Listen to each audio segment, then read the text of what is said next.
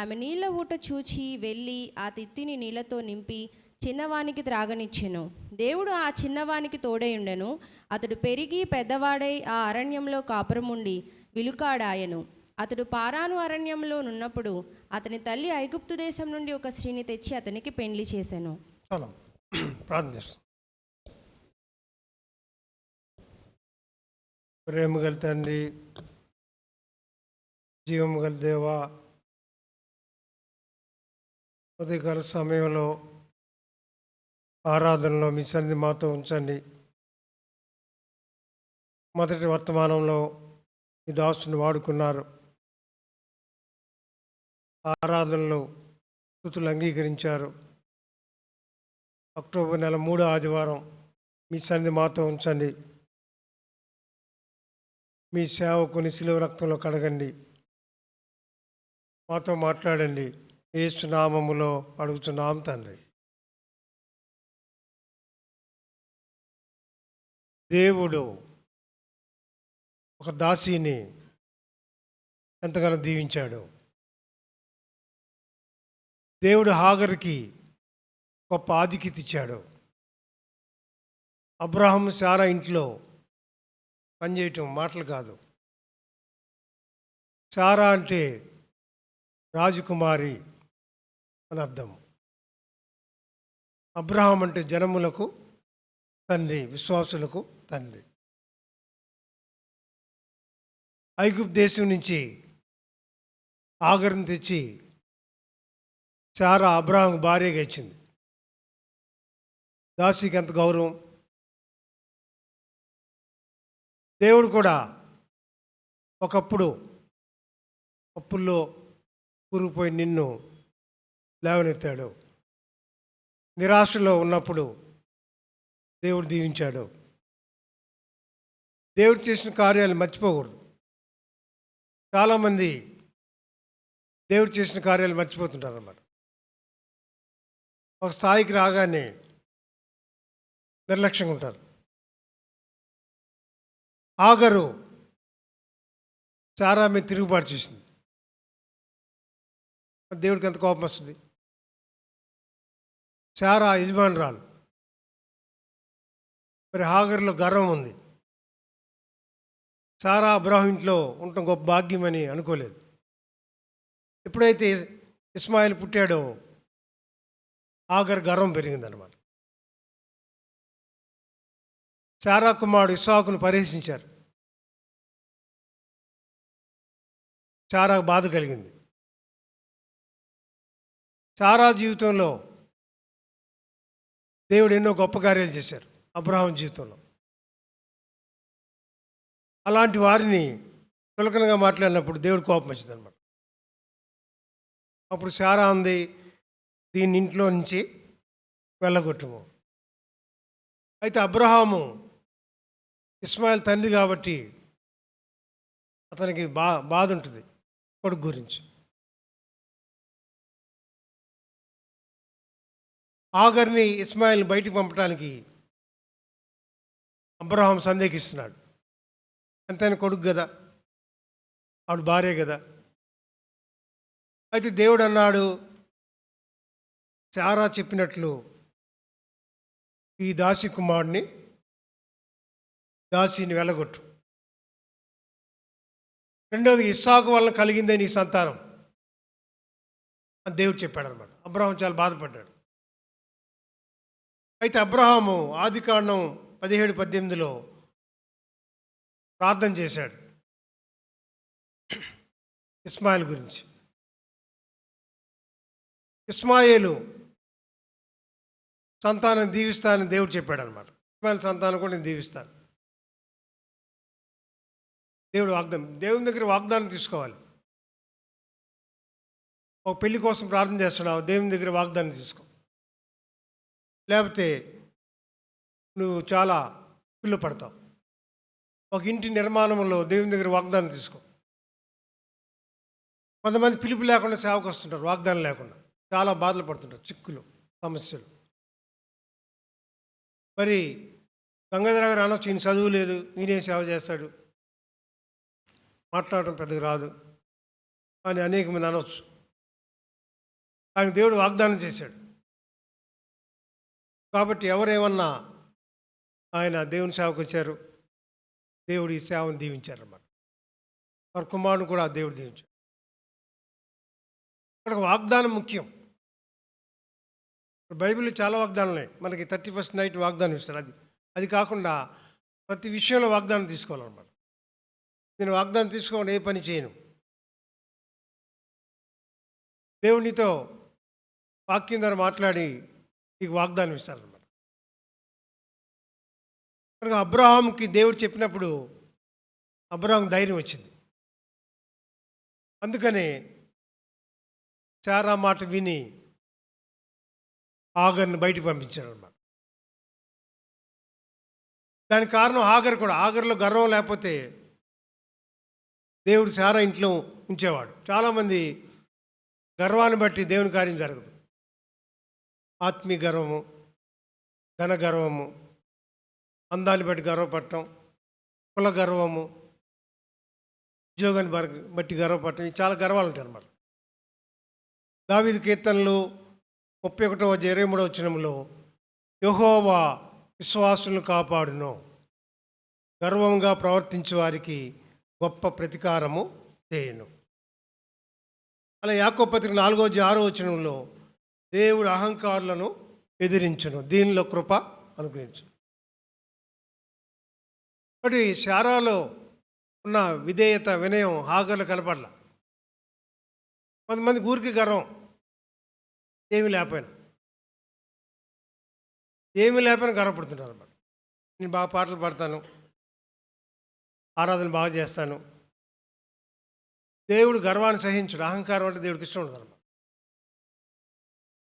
దీనత్వం అంటే ఏంటి? నీకు కారు కొనుక్కున్నా, కారు దేవుడు ఇచ్చాడని చెప్పాలి. అది దీనత్వం అన్నమాట.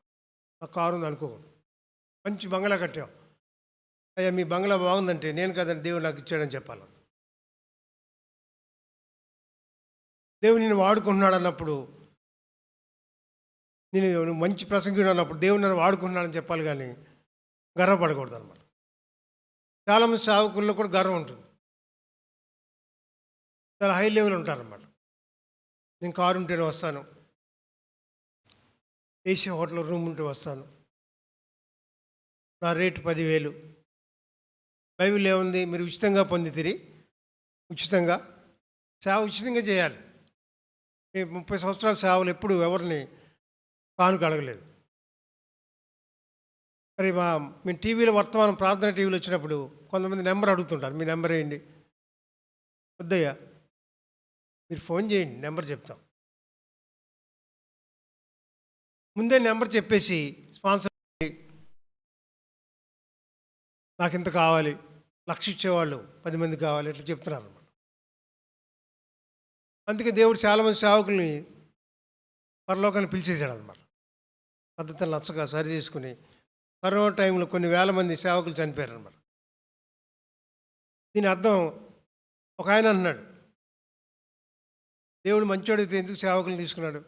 గొప్ప మంచోడు, ప్రేమగల దేవుడు అని ఒక హిందూ అన్నాడు. దేవుని సేవకులు చనిపోతే పరలోక రాజ్యం వెళ్తారు, నీ సంగతి ఏంటి? దేవుని సేవకులు చనిపోతే పరలోక రాజ్యం ఉంటారు, మరి నీ సంగతి ఏంటి? మాట్లాడలేదు అనమాట. చాలామంది విమర్శిస్తుంటారు. ఆగర్ గర్వము అడవిపాలు చేసింది ఆగర్ని. అరణ్యంలో ఉండటం ఎంత కష్టం, చాలా కష్టం. అరణ్యంలో సింహాలు, కొండ సిలువ, నీళ్ళుండవు, కరెంట్ ఉండదు, రాతి ప్రదేశం, చాలా కష్టం అనమాట. జైల్లో ఉండొచ్చు కానీ అడవిలో ఉండలేం, జైల్లోనే ఉండొచ్చు. కొంతమంది కష్టాలు కొని తెచ్చుకుంటారు. ఆగరు కష్టాలు కొని తెచ్చుకున్నారు అన్నమాట. ఒక సహోదరి చాలా అందగత్తి, పెళ్లి వయసు వచ్చింది, వాళ్ళు ఒక లింక్ పెట్టారు, మా కులం అమ్మాయి కావాలి, 10 ఏళ్ళు అయింది, పెళ్ళి అవ్వలేదన్నమాట. ఇది కొని తెచ్చుకోవడం. నీ చిత్తంలో ఒక బాబుని చూపించండి సరిపోయేది, ఒక అబ్బాయిని. మా కులం అబ్బాయి కావాలి అంటే ఎంత టైం పడుతుంది? ఈ కులం అబ్బాయి దొరకాలిగా. ఇప్పుడు కులం గురించి పట్టుకూడదు, కష్టాలు కొని తెచ్చుకోకూడదు. చాలామంది కష్టాలు కొని తెచ్చుకుంటారన్నమాట. లంచం ఇచ్చి ఉద్యోగం కొనుక్కోవటం, దేవుని కోపానికి గురవటం, 10 రూపాయలు 15 రూపాయలు వడ్డీకి తెచ్చి ఇల్లు కట్టడం అవసరం అంత నీకు? దేవుడు ఇల్లు ఇవ్వలేడా? దేవుడు ఏమైనా పేదవాడా? నాకు అర్థం కాదు ఎందుకు ఇట్లా 15-20 రూపాయలు వడ్డీకి తెచ్చి ఇల్లు కడతారు. ఒక ఆయన పాస్టర్ గారు 15 రూపాయల వడ్డీకి లక్షలు తెచ్చి ఇల్లు కట్టాడు. ఇప్పుడు అప్పు 60 లక్షలు వెళ్ళిపోయింది అనమాట. పాస్టర్ గారు ఎలా కడతారు 60 లక్షలు? దేవుని అడిగితే కూడా ఎందుకు అప్పు చేసావు, నన్ను అడగచ్చు అంటాడు ఆయన. కీర్తన 2:8 నన్ను అడుగుము, జనములు నీకు స్వాస్థ్యముగాను, భూమిని దిగంతములు ఇస్తాను. దేవుడు నీకు భూదిగంతాలు సొత్తుకేస్తా అంటాడు. దేవుని అడగటం చేత కదా? చాలా ఆశ్చర్యంగా ఉంటుంది. దేవుని ఎందుకు అడగడం నాకు అర్థం కాదు. కానీ మేము ఏది కావాల్సిన దేవుని అడుగుతుంటాం. ఒక ఇల్లు కావాలన్నా, ఒక కారు కావాలన్నా, కొంతమంది కారు కొంటున్నాం డొనేషన్ ఇచ్చేవాడిని అంటారు అనమాట హాస్టల్. ఎందుకు దేవుని అడగచ్చు కదా? అడుగుడి మీకు ఇవ్వబడి. మీకు ఏది ఇష్టమో, ఎంత మంచి వాగ్దానం. కష్టాలు కొని తెచ్చుకోకూడదు. చాలామంది పిల్లల్ని అప్పులు చేసి చదివిస్తుంటారు. అంత అవసరమా? లక్షలు అప్పు చేస్తే పిల్లలు కట్టరు, నువ్వు కట్టాలి, తర్వాత ఇబ్బందులు పడిపోతావు. ముందు బాగుంటుంది, పిల్లలు ఉత్సాహంగా చదువుతారు, కానీ తర్వాత వాళ్ళు కట్టపోతే నువ్వు ఇబ్బందులు పాలవుతావు. కాబట్టి ఎప్పుడు కూడా తొందరపడవద్దు. కష్టాలు కొని తెచ్చుకో. ఆయనకి చాలా అప్పు అయిపోయింది, భార్య భర్త చనిపోవాలనుకున్నారు. దేవుడు వారితో మాట్లాడినప్పుడు బేకరీ అనే టోన్ వినపడింది, బేకరీ షాప్ పెట్టండి. ఆ స్వరం విని బేకరీ షాప్ పెట్టారు. కొన్ని లక్షలు కోట్ల లాభం వచ్చిందనమాట. అప్పు తీరిపోయింది. దేవుడు ఒక మార్గం ఏర్పాటు చేస్తాడు. దావీదు కీర్తనలో 121 నా శ్రమలో నేను యెహోవాకు మొరపెట్టింది, ఆయన నాకు ఉత్తరం ఇచ్చి. శ్రమలో మొరపెట్టలు నేర్చుకో. ఆదికాండం 21:14 ఆ తిత్తిలో నీళ్ళు అయిపోయిన తర్వాత ఆమె ఒక పొద కింద చిన్నవాడిని పడవేసి, ఇస్మాయిల్ చిన్నపిల్లవాడు, 13 సంవత్సరాల వయసు. అప్పట్లో 13 అంటే తక్కువే అనమాట. ఎందుకు అబ్రాహాం పంపాడు? అబ్రాహాం జాలి లేదనుకోవచ్చు. ఆఖరు భార్య కదా, ఎందుకు పంపించాడు? దేవుడు వాగ్దానం చేశాడు అబ్రాహాంకి, ఇస్మాయిల్ సంతానం దీవిస్తాను, 12 మంది రాజులు ఆయన గర్భంలో పుడతారు. సారా చేసిన తప్పును బట్టి ఇస్మాయిల్ వచ్చాడు, దాన్ని బట్టి ముస్లింలు వచ్చారన్నమాట. తర్వాత ముస్లింలు వచ్చేవాళ్ళు కాదు, 107 కోట్ల జనాభా అయిపోయారు ఇప్పుడు. సారా చేసిన చిన్న తప్పు అనమాట. దేవుడు వాగ్దానం చేశాడుగా నీకు బిడ్డనిస్తానని. ఎందుకు తొందరపడ్డావు? ఆడవాళ్ళకి తొందర ఎక్కువ అనమాట. 90 వచ్చేసి నాకు పిల్లలు పుడతారా అని తొందరపడిపోయి ఆగని అబ్రాహాం మరి భార్యకి ఇచ్చిందాడు. తొందరపడకూడదు, భర్తను తొందర పెట్టకూడదు. ఇల్లు లేదు, అప్పు చేసి ఇల్లు కట్టు. నువ్వు ఎందుకు అమ్మాయి పెళ్లి చేయలేకపోతున్నావు? ఆయన ఏం చేస్తాడు? దేవుడు చేయాలి కదా. మీ ఆయన ఏం చేస్తాడు? మీ అమ్మాయి పెళ్లి దేవుడు చేయాలి. నేను పట్టించుకోవట్లేదు, పిల్లలకు ఉద్యోగం లేదు. ఉద్యోగం ఆయన కూడా కదా, దేవుడు ఇస్తాడు. ఉద్యోగం గురించి మీరు చింతపడద్దు. ఎందుకంటే దేవుడు సొంత కుమారుని ఇచ్చాడు సమస్తము. రోమా 8:32 సొంత కుమారుని ఇచ్చిన దేవుడు సమస్తము.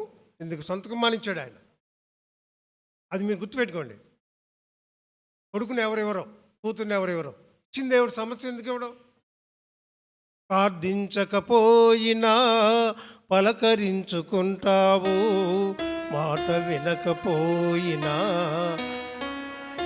ఉంటావు. ప్రార్థించకపోయినా ఉంటావు, మాట వినకపోయినా కలవరిస్తూ ఉంటావు. ప్రేమ నాపై యేసయ్యా, ఎందుకింత జాలి నాపై యేసయ్యా, ఎందుకింత ప్రేమ నాపై యేసయ్యా.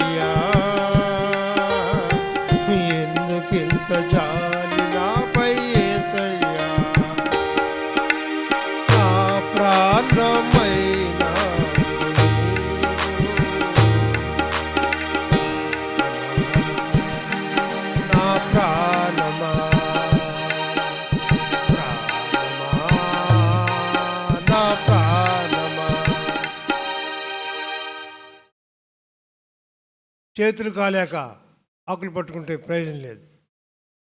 ఆగరు అదే చేసిందనమాట. ముందే ఈ బుద్ధి ఉంటే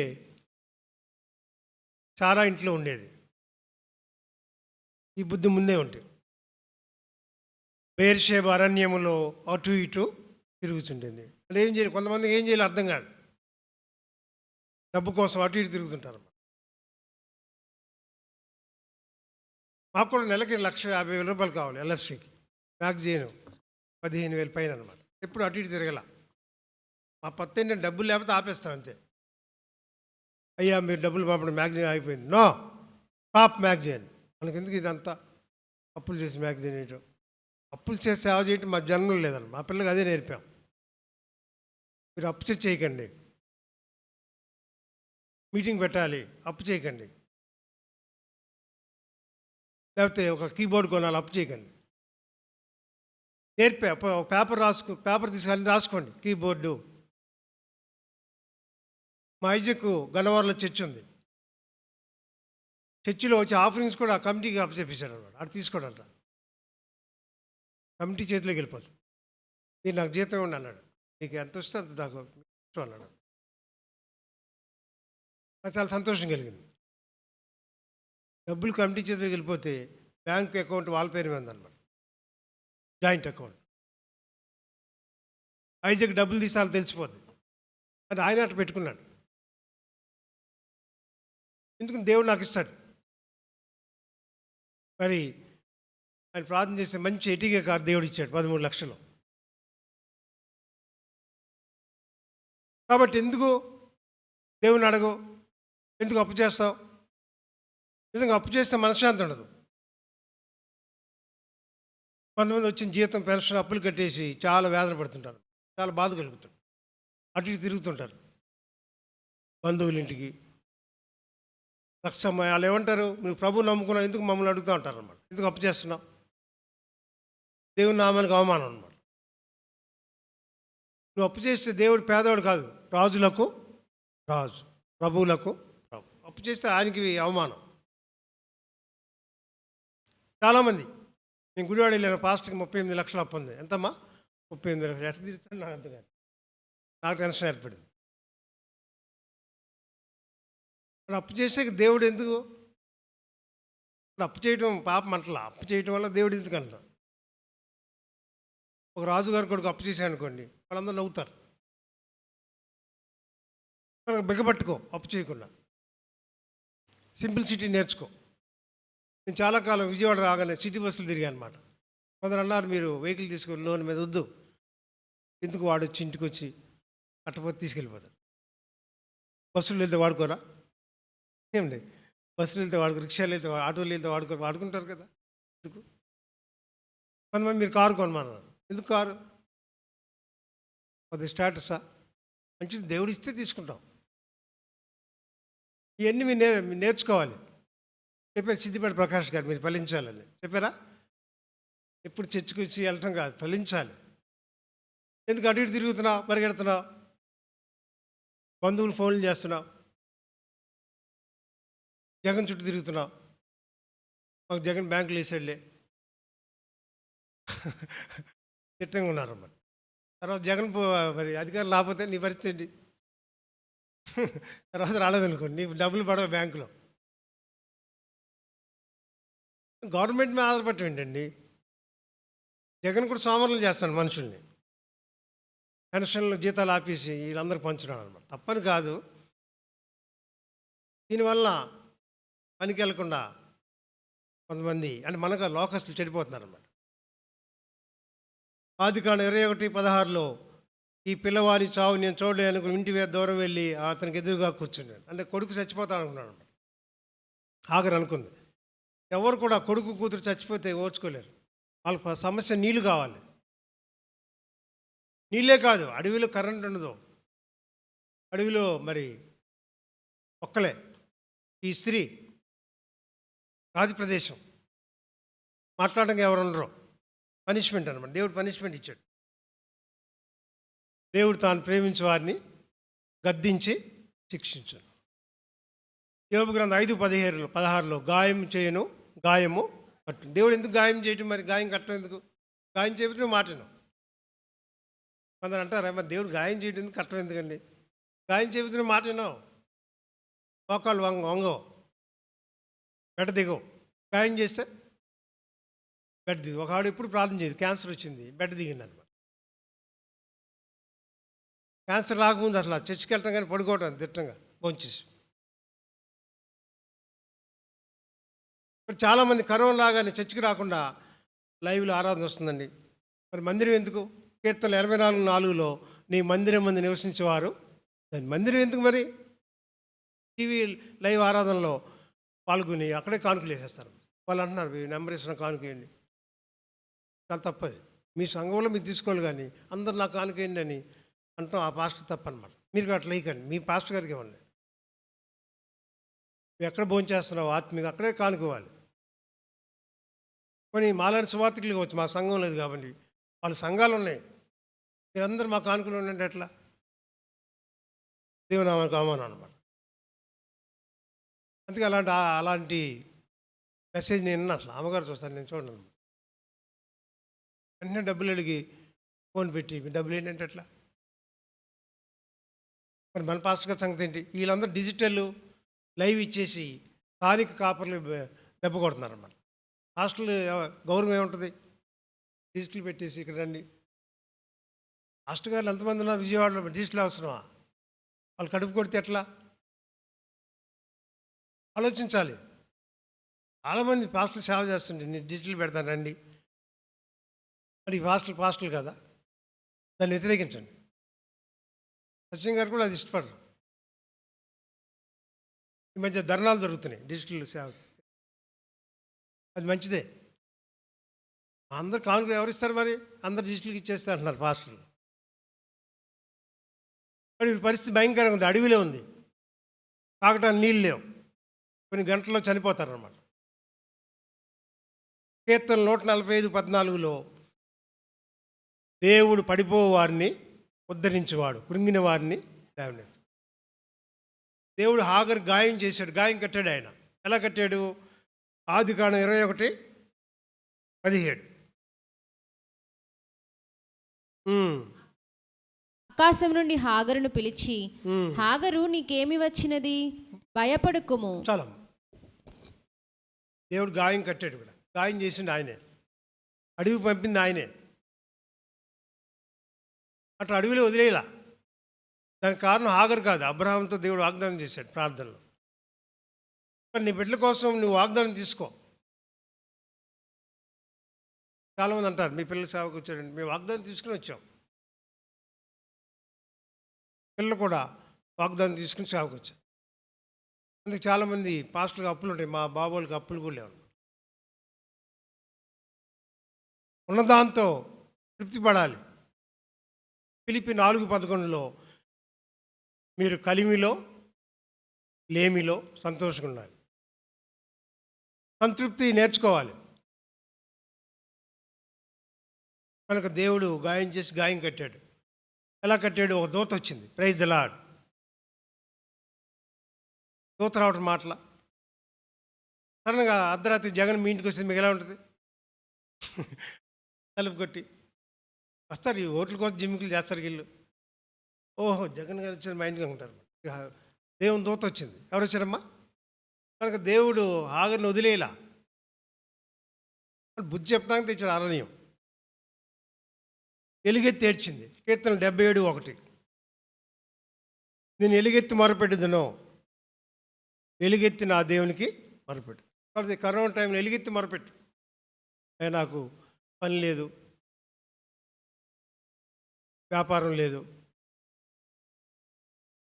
మీరు అనుకుంటున్నారు మా పని లేదు, వ్యాపారం లేదు కరోనాలో. మరి మాకేముంది?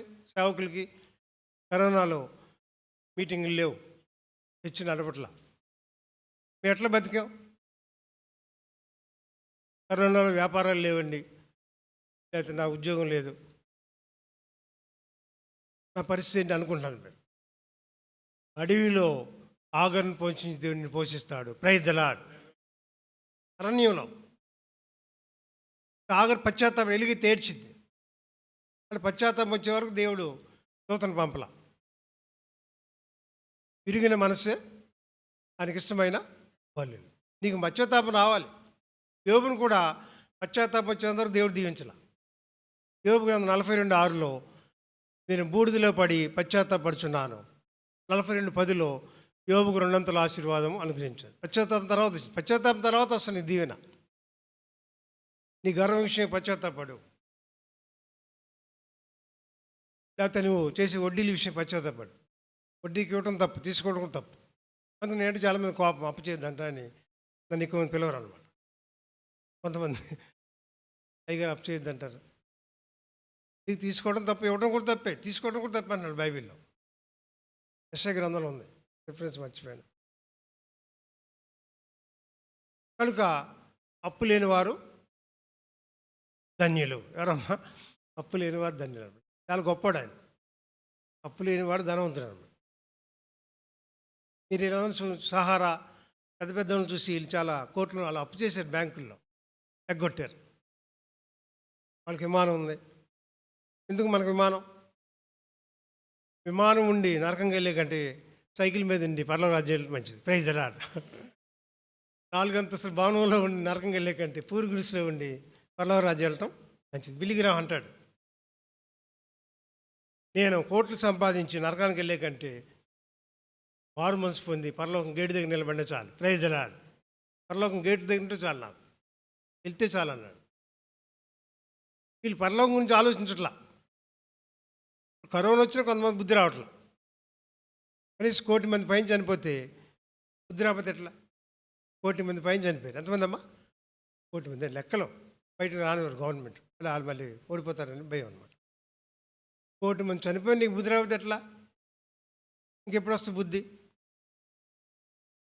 వాడు కరోనా వచ్చింది, సిగరెట్ తాగుతారు అనమాట. కరోనా వచ్చి సిగరెట్ తాగడం అసలు వాడు బుద్ధి మారలా. అయితే ఆగరు బుద్ధి వచ్చింది. చూడండి, దేవుని దూత ఆకాశం దిగి వచ్చి, ఆగరు నీకేమి వచ్చినది, భయపడు. దేవుడు ఎంత శ్రద్ధ తీసుకున్నాడు. యోబు గ్రంథం 8:6లో నిశ్చయముగా ఆ నీ యందు శ్రద్ధ నిలిపి. దేవుడు ఆగరిని పట్ల శ్రద్ధ వహించాడు. ఆగరు వదిలేలా. దేవుడు నిన్ను వదిలేయడు. ఒకరు నీ భార్య విడిచిపెట్టవచ్చు, నీ బంధువులు విడిచిపెట్టవచ్చు, మీ తల్లి తండ్రి వెలివేయచ్చు. దేవుడు విడిచిపెట్టు. కీర్తన 9:10లో నేను ఆశ్రయించు వారిని విడిచిపెట్టి వాడవు కావు. ఫిబ్రవరి 6:13లో నేను విడువను విడబాయ. తల్లి విడిచిన దేవుడు విడిచిపెట్టు. తల్లి తండ్రి నన్ను విడిచినా, బంధుజనులు వెలివేసినా, తల్లి తండ్రి నన్ను విడిచినా, బంధుజనులు వెలివేసినా, నా తల్లి తండ్రి నీవే యేసయ్యా, నా బంధుజనుడవు నీవే యేసయ్యా. అయ్యా కాదెన్నడు నీ ఆరాధను, తండ్రి కాదెన్నడు నీ ఆరాధను, అయ్యా కాదెన్నడు నీ ఆరాధను, తల్లి కాదెన్నడు నీ ఆరాధను. మరి సత్యం గారు అనాథ కాదు. తండ్రి చనిపోయిన దేవుడు తండ్రి సత్యం గారికి. ఆయన అనాథ కాదు. నాన్నగారు చనిపోయారు, ఎలా సేవ చేస్తారని అనేక మంది అనుకోవచ్చు, కానీ తండ్రిని మించిన సేవ చేస్తారు సత్యం గారు. హల్లెలూయా. మీకు తెలుసు ఆ విషయం. భయపడుకున్న మాట ఎందుకు భయపడుతున్నావు? కొంతమంది విశ్వాసులు పెద్దాన్ని భయపడుతుంటారు. నిద్ర పట్టలేదండి, భయం వేస్తుంది, భయం, ఉలిక్కి పడతారు. కొంతమంది తెల్లవారుజాము వరకు ఆలోచిస్తుంటారు, కూతురు పెళ్ళి అవ్వలేదు. ఎందుకు ఆలోచిస్తావు? మా అబ్బాయికి జాబ్ లేదండి, ఎంఏ చదివాడు, ఎంకామ్, ఎంసీ, ఎంటెక్. ఆలోచించే బదులు ప్రార్థన చేయి. నిద్ర పట్టలేదు, మోకాళ్ళని ప్రార్థన చేసి అది మాత్రం చేయడం, ఆలోచిస్తున్నాడు. బంధువులు ఫోన్ చేస్తాను, మీ అమ్మాయికి పెళ్ళి అవ్వలేదండి, ప్రభువుని నమ్ముకున్నాం, అది అనమాట ఆయన బాధ. అన్నాకు బాధ లేదు, పెళ్ళిన్నా విసిగించింది. అన్న బాగానే ఉంది, ఇసుకిస్తే ఆవిడ కోపం వచ్చింది. మనకు బాగుంటుంది, బంధువులు హేళన చేస్తారు. ప్రభువుని నమ్ముకున్నావు, నీ అప్పులు తెరలేదు, వడ్డీ కడుతున్నావు ఏంటి, చాలా బాధపడుతుంది. అందుకే దేవుణ్ణి 100 కోట్లు అడుగుతున్నాను నేను. ఎన్ని కోట్లమ్మా? ఎవరికి అప్పు ఉంటే వాళ్ళకి ఇచ్చేద్దామని. లిస్ట్ తయారు చేసుకోండి మీరే. దేవుడు 100 కోట్లు అడుగుతుంది. ఎవరికి అప్పు ఉంటే వాళ్ళు కనుక్కుని వెళ్ళి ఇచ్చేయటం. ఎవరు అప్పుతో బాధపడకూడదు, నా కోరిక అది. చాలామంది చూస్తున్నాం. మా ఇంటికి ఒక ఆయన ఫోన్ చేస్తున్నాం, మా భయంకర అప్పులు అనమాట, ఏం మిగలదు. నెలంతా భయంకరంగా మళ్ళీ అప్పు చేయటం. మరి మాకు చాలా ఆశ్చర్యంగా ఉంటుంది. సంఘం లేకుండా విజయవాడలో 3 ఫ్యామిలీస్, మా ముగ్గురు అప్పు లేకుండా ఎంత హ్యాపీగా జీవిస్తున్నాం. మమ్మల్ని చూసి నేర్చుకోండి అప్పు చేసేవాళ్ళు. కొంతమంది అప్పు చేసి ఫాస్ట్ గారు కానుకిస్తారు. అప్పు చేసి కానుక ఇవ్వాల్సిన పని ఏముంది? ఏమ్మా, అప్పు చేసి కానుక ఇవ్వాలి, నీకు లేదు అక్కడ, ఎందుకు ఇస్తున్నావు? ఉంటే ఇవ్వాలి. అప్పు చేసి ఫాస్ట్ గారు పాపం మందిని కడుతున్నారు, 3 లక్షలు అప్పు తెచ్చి వడ్డీ కట్టి, ఎందుకు అవన్నీ? ఫాస్ట్ గారు నేను అప్పు చేసి తెమ్మన్నారా, వడ్డీ తెమ్మన్నారా? ఎందుకు భయపడుతున్నావు? నీకున్న కరోనా, క్యాన్సర్ దేవుడు బాగు చేస్తాడు. మరి ఒక ఆవిడ చిన్న విశ్వాసి, భర్త చనిపోయాడు, మరి విడో అనమాట. పాస్టర్ గారి దగ్గర విశ్వాసిగా చేరి ఇంట్లో పనిచేస్తుంది. ఆవిడ నమ్మకత్వాన్ని చూసి పాస్టర్ గారు ఆవిడకి ఒక పాస్టర్ని చూసి పెళ్లి చేశాడు. ప్రైజ్ అలాడ్, గొప్ప సేవకురాలైందని. నువ్వు దాసీవైనా దేవుడు గౌరవిస్తాడు. నీకు చదువు లేకపోయినా గౌరవిస్తాడు ఆయన.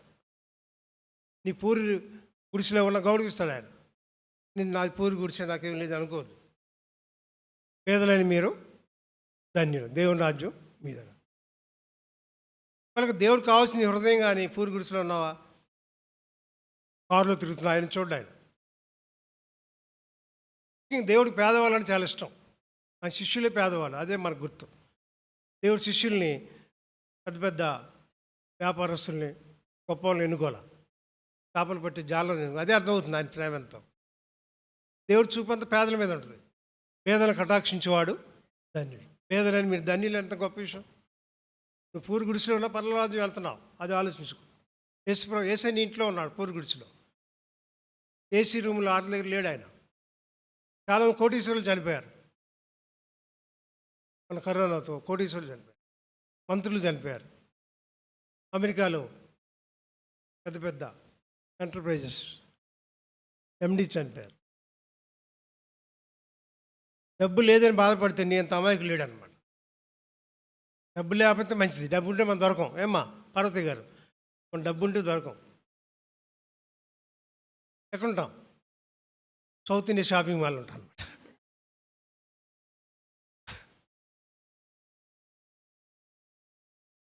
డబ్బు, నాకంత డబ్బు అవసరం లేదు, నాకు ఛార్జీగా ఉంటే చాలు. డబ్బు నాకు వద్దండి, ఛార్జీకి. అందుకే దేవుడే ఉంటాడు, అనుదిన ఆహారం మాకు. ఏమంటాడమ్మా? అనుదిన ఆహారం మాకు. అనుదిన ఆహారం చాలు. ఎక్కువ డబ్బు ఉండోళ్ళు సేవ చేయలేరు, అదే గుర్తు. ఎక్కువ డబ్బు ఉండోళ్ళు సేవ చేయలేరు. డబ్బులు లగ్జరీస్ వస్తుంటాయి. బిఎంఎం కార్లు తిరగడం.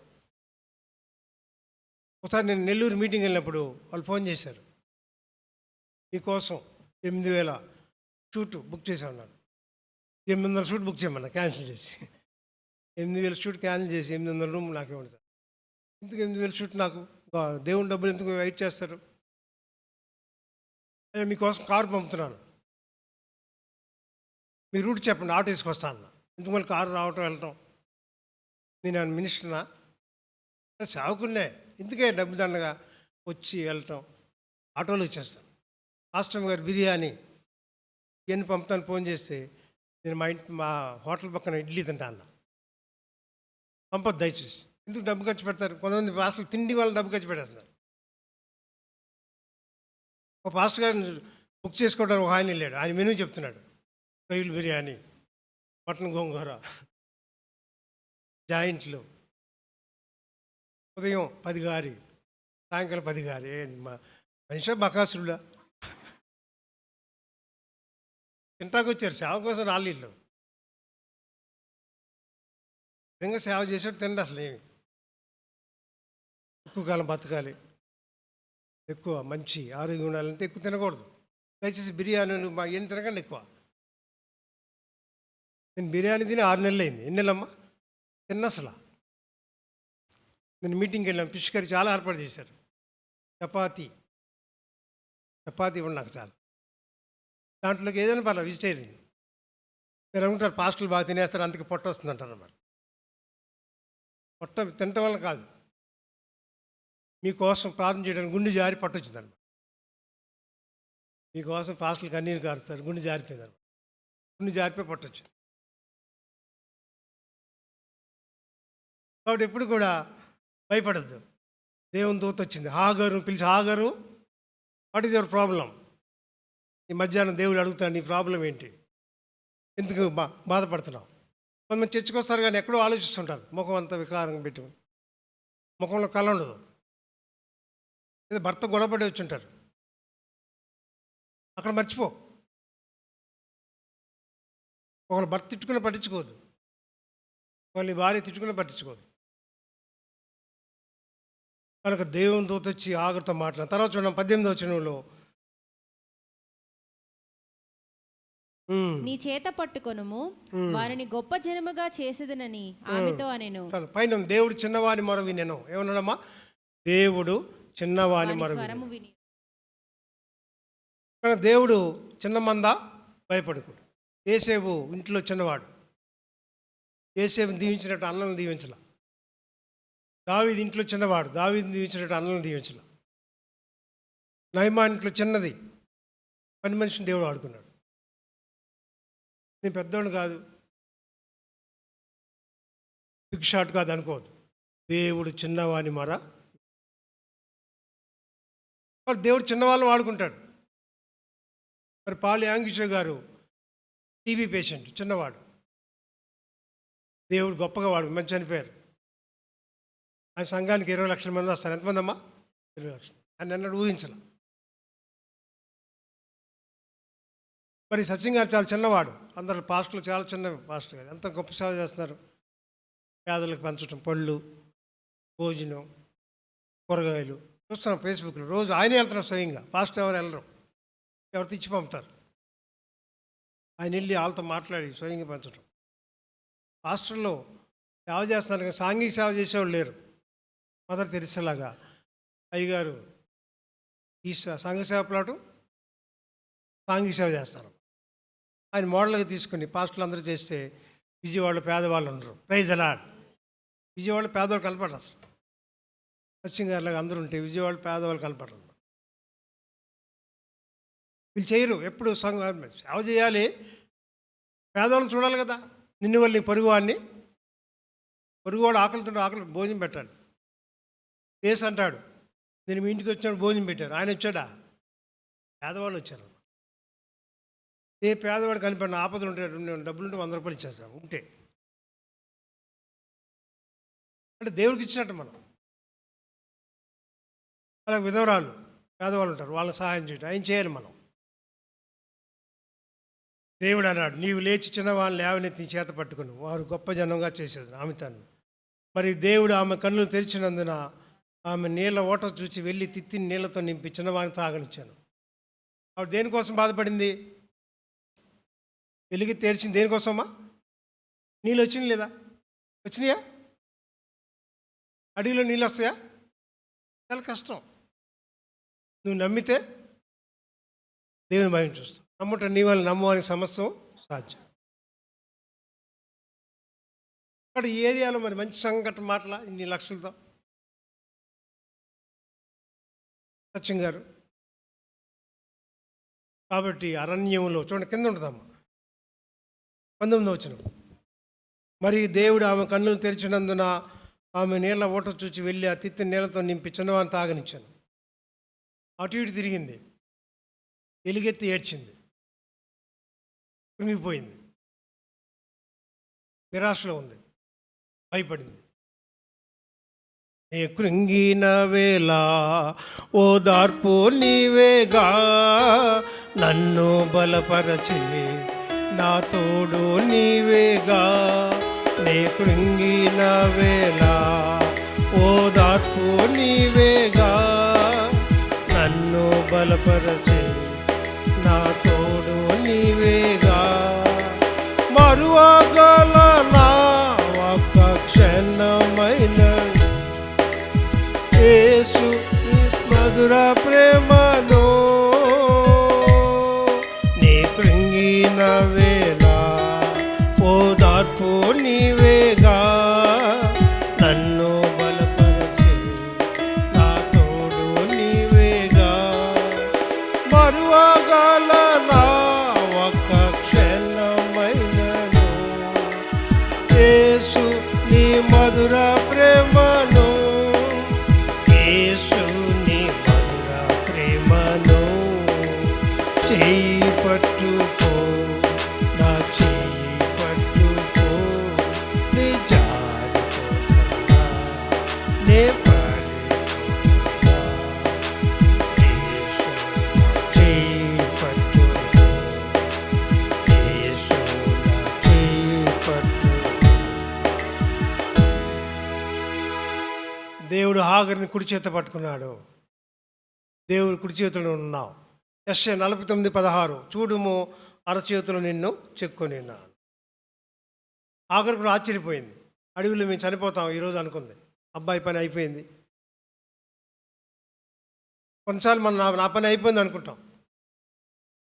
నా జీవితం కథ ముగిసింది. దేవుని దిశను మారుస్తాడు.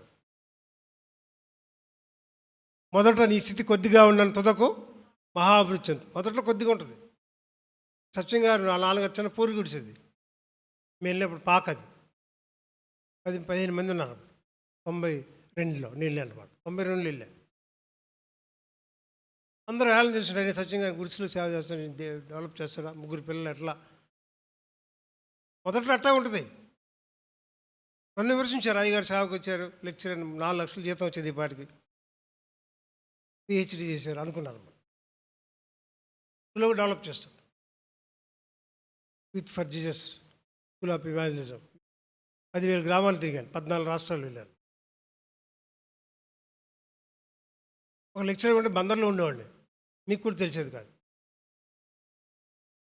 కాబట్టి దేవుడు ఆగరు గాయాన్ని కట్టాడు, ఆగరు కన్నీటిని తుడిచాడు,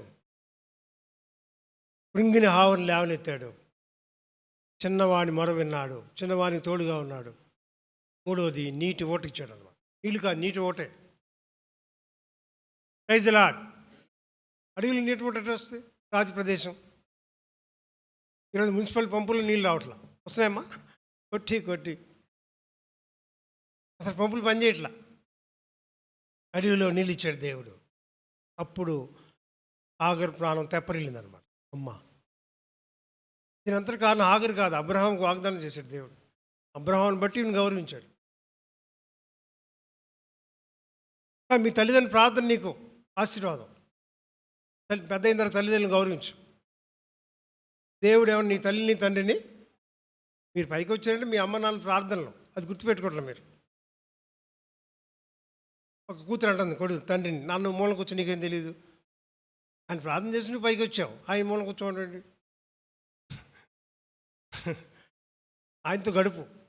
ఆఫీసులో ఈ సంఘటనలో మీ నాన్నకి అమ్మకి చెప్పు, సంతోషిస్తారు. మన కోసం ప్రార్థన చేశాం. బర్త్డే రోజు చేరుకొని చాలో కప్పి చాలా నమస్కారం చేయి. పూజ కాదు, నమస్కారం చేయి, తప్పే ఉంది. పెళ్ళి అయిన తర్వాత అమ్మ నాన్న పట్టించుకోరు అన్నమాట. పెళ్ళి ఎవరు బాగా చూస్తారు. ఎందుకని? వాళ్ళు ఆవిడ ఒప్పుకోదు. ఏమంటుంది? నేనన్నా ఉండాలి, మీ అమ్మ నాన్న ఉండాలి, అంతే అంటుంది. తెలుసుకో, అమెరికా వెళ్ళిపోదాం. ఎక్కడికి వెళ్ళిపోదామా? బెదిరిస్తారన్నమాట. అమెరికాలు ఎందుకు? దేవుడు తీసుకెళ్తే వెళ్ళు, చక్కగా భారతదేశంలో మీ అమ్మ నాన్న చూసుకో. ఒక ఆయన వచ్చాడు, అయ్యా మీరు అమెరికా వెళ్తారా అన్నాడు. వచ్చి నేను పంపిస్తాను. ఇంత గుమ్మలాట అమెరికా వెళ్ళాలి నాకేం లేదా అన్న.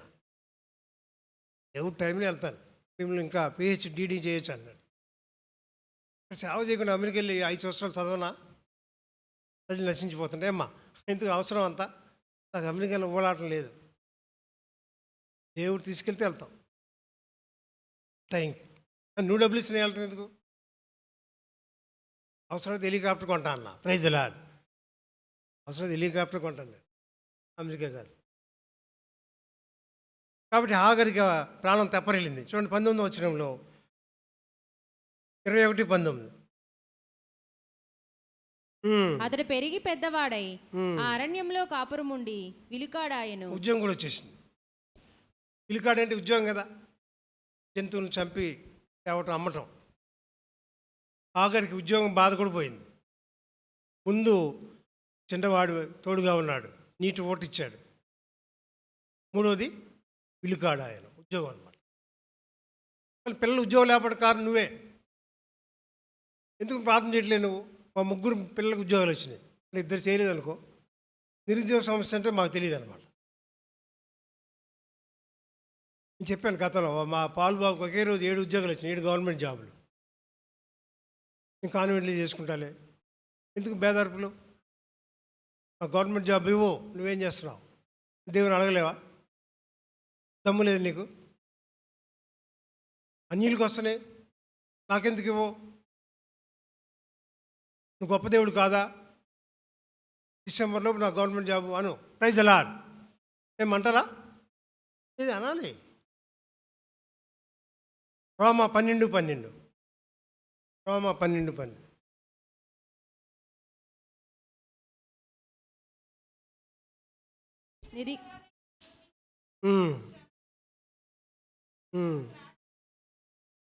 ఏముండాలమ్మా? పట్టుదల. కాబట్టి నా పెళ్లి జరిపించు, మా నాన్న అమ్మకి భారం కాకూడదు. నా గవర్నమెంట్ జాబ్ ఇవ్వు. ప్రైవేట్ జాబులు చాలా కష్టాలు. ప్రైవేట్ టీచర్స్ జీతాలు లేక స్కూల్స్ మూసేస్తున్నారు. ప్రైవేట్ జాబ్ ఎందుకు నాకు? కనుక మీరు తల్లిదండ్రులు ప్రార్థన చేయాలి, పిల్లలు కూడా పట్టుదల ప్రార్థన చేయాలి. మా నాన్న అమ్మ నా పెళ్లి గురించి బాధపడుతున్నారు, నువ్వు నా పెళ్ళి జరిపించు. రూత్కి ఎవరున్నారు? Second match. ఈ రోజుల్లో ఫస్ట్ మ్యారేజ్ కష్టంగా ఉంది, సెకండ్ మ్యారేజ్ అయింది. నువ్వు ఎవరికమ్మా? ఎవరికి? రూత్కి. ఎవరికమ్మా? రెండో పెళ్లి జరిగింది. ఫస్ట్ పెళ్ళికి కంగారు పడతాం, మా అమ్మాయి పెళ్లి చేయలేకపోతున్నాను. రూత్కి సెకండ్ పెళ్లి చేశాడు ఆయన. ఎస్తేరికి ఎవరున్నారు? ఒక మురదకే తప్ప. ఎస్తేరికి వచ్చిన ఉద్యోగం ఏంటమ్మా? రాని. భర్త ఎవరు? ఎంత పెద్ద ఉద్యోగం, రాని అంటే మాటల. నాకు ఎవరు లేరు అనుకుంటున్నారు. ఎస్తేరికి ఎవరున్నారు? దేవుడు అన్నమాట. నిజంగా వాళ్ళందరూ మంచి మంచి సుగంధాలు రాసుకొచ్చారు. ఎస్తేరిని చూసినప్పుడు రాజు దయ పుట్టిందనమాట. నువ్వు అందంగా లేవు అనుకోవద్దు. ప్రతి విశ్వాసి అందగాడే, ప్రైజ్ అలాడ్. విశ్వాసులు దేవుడు అంటాడు అందంగా ఉంటాడు అన్నమాట. ఏమ్మా నేను అందంగా లేనా? అందంగా లేదు. నీ వయసు తక్కువ ఉండి యవనస్తులే కనపడతాం. తలంటుకుని మెరిసిపోవటం, గడ్డం చేసుకుని బికారమంట. పాస్టర్ గారు చెప్పా, గడ్డం చేసుకుని బికార్లాగా పాటలు పాడుతూ రోడ్డు మీద స్టేజ్ మీద తిరుగుతున్నాడు. మీరు మంచిగా ఉండాలి, ముందు చెప్పేవాడు నీట్గా ఉండాలి. ఏసయ్యే అని పాడపడితే ఎట్లా? నీ పరిస్థితి ఎలా ఉంది? నువ్వు బికార్లా గడ్డం మీద చేసుకుని ఏమనుకోద్దండి, పేరు చెప్పొద్దు. బికార్లా ఉండకూడదు. నేను ఎప్పుడు నీట్గా ఉంటాను అన్నమాట. బాబులకు అదే చెప్తాను, నీట్గా ఉండండి మీరు. అదిగా మేకప్ వద్దు, నీట్గా ఉండండి. ఇబ్బందులు అయ్యగారు పాపం దివాళా తీసాడు, గడ్డం పెంచాడు అనుకోవద్దు. నీ ప్రసంగం ఎవరైనా రావు, ప్రైజ్ అలాడ్. ఈయనే బాగాలేదు వెళ్ళిపోనే ఉంటారు. చివరిగా 21:21లో అతడు పారాను అరణ్యంలో ఉన్నప్పుడు అతని తల్లి ఐగుప్తు దేశం నుండి ఒక స్త్రీని తెచ్చి అతనికి పెండ్లి చేశాను. శుభం, పెళ్లి కూడా అయిపోయింది. శుభం కాటపడింది. వాడి పరిస్థితి ఏంటి? చచ్చిపోవాలనుకుంది. కొడుకుని కింద పడేసి. కొడుకుని కింద పడేస్తారా? ఏమ్మా, అబ్బాయిలు ఆవుకున్నాడు, కింద పడేస్తావా? అబ్బాయి బంగారం అంటాడు, బంగారు తల్లి. అసలు బస్సులో వెళ్తాను, ఒక ఆవిడ నుంచి సీట్ లేదు, వాళ్ళ అమ్మాయి చాలా ఆవుగుంది, సంకం తీసట్లా. ఉదయం వచ్చే వరకు ఎత్తుకుని వాడను నేనే, తల వెంట్రుకలు మెరే వరకు ఎత్తుకుని వాడను, ఎందుకంటే నేనే చేసి ఉన్నాను. ముసలి వాళ్ళు ఎత్తుకుంటారు ఎవరన్నా? అమ్మ మీ ఇంటికి ముసలమ్మ ఎత్తుకుంటావా? ముసలి వచ్చి ముసలితో గడపరు, అందుకే వాళ్ళ కోపం వస్తుంది. మా మనవడు అంటే నాకు ఇష్టం అండి, కనీసం నాతో గడపడం. అసలు కంపు కొడుతుందంటారు. ఏం మాట్లాడి కనుక ఒక నులక మంచం కొని బయట పడేస్తాను మామల్ని. దేవుడు అంటున్నాడు, తల వెంట్రుకలు మేరెవరికి ఎత్తుకుని వాడను, దేవుడు ఎత్తుకుంటాడు అమ్మ. ఏమ్మా నన్ను పిలిచారు సత్యం గారు, బ్రదర్ ఉన్నారు, ఎత్తుకుంటారు నన్ను. పిలిచారు, ఎత్తుకోండి. తల్లిదండ్రులు కొడుకుని ఒక 10 సంవత్సరాలు లోపు ఎత్తుకుంటారు, తర్వాత ఎత్తుకుంటారమ్మా. 10 దాటితే నడువు అంటారు. నా బాగా మా నాన్నగారు చిన్నప్పుడు మేము స్టేషన్కి వెళ్ళటానికి 3 కిలోమీటర్లు మా నాన్నగారు భుజం మీద ఎక్కించుకుని స్టేషన్కి వెళ్ళేవాళ్ళం. ఎందుకింత ప్రేమ నాపై యేసయ్యా, ఎందుకింత జాలి నాపై యేసయ్యా, నా ప్రాణమైనావు నీవు, ప్రాణమా నా ప్రాణమా, ప్రాణమా నా ప్రాణమా, నేనంటే నీకెందుకో ఈ ప్రేమ, నన్ను మరచిపోవెందుకో. అడవిలో ఇస్మాయిల్ పెళ్ళి అయింది. అడవిలో పెళ్ళి వద్దమ్మా, అడవిలో జనవేరు. అడవిలో పెళ్లి చేసిన విజయవాడ నీ కూతురు పెళ్లి చేయడా?